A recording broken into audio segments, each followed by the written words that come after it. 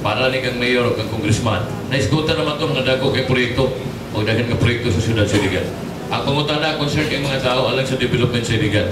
Congressman Mayor, after sa eleksyon, o lingkod na mo, sulod sa 100 days, o sa pinakadako nga proyekto may patuman sa inyong administrasyon. Lino, ang iyong pangutana is kung magadaog first 100 days. Di na nato unang-unahon ang first 100 days ugat paglingkod kay gikan ugma paingon sa akong pag-last sa term, doon na pa ko'y 210 days na bilin o 7 ka bulan para nga makahimong pagdagang mga proyekto. So within the next 210 days, meaning to say up to June 30 of 2010, which is regardless of the results of the election, mulingkod ang atong pundok, ang among tinguha nga mabid na namo ang goods component sa atong patubig nga proyekto, which is in the middle of December, and probably the award will come by early January. Para kumpleto na ang duwag ka aspeto sa atong higanting proyekto sa patubig nga maudyo'y isinggit yun sa mga katawhan. Ikaduha ang atong solid waste management. Diyan napunta sa technology nga bidding, umanata sa civil works.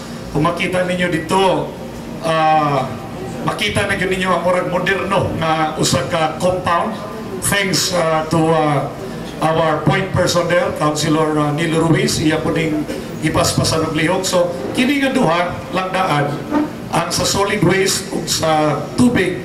Gusto namong nga solid ang atong performance niya na para gyud sa mga katawan nga mailang-ilang gikinahanglan. Ang atong task force sa paggambaha, daghan kayo ang mga gihimo nga mga projects ongoing. Di na ako mga lantanan, pero ang isa po sa dakong tingwa na to, ang atong city hospital, na kung madungog na to ang sermon sa pari kaganiha, nga advice nila ka na to is nagaan yun o preferential option to the poor.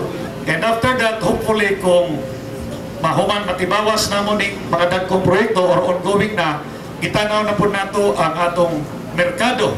Gitanaw na to merkado sa pag-improve sa atong merkado, including kung kining C3 na anay medyo maka-expect mi gamay nga madikongest ang trapiko diri sa Iligan kay maagi diyan ang ruta dayon sa mga dagkong sakyanan kung unsa po ang mga plano nato dito. Ato po gi-update karon, by the way, ang City Land Use Plan, CLUP, para nga dunay mga areas nga kung pagsulod sa investor, andam ta mo ingon nga kini ready na ni para sa industrial investments, kini commercial investments, kini residential subdivision investments. So, nag-i-update nato karon natong City Land Use Plan.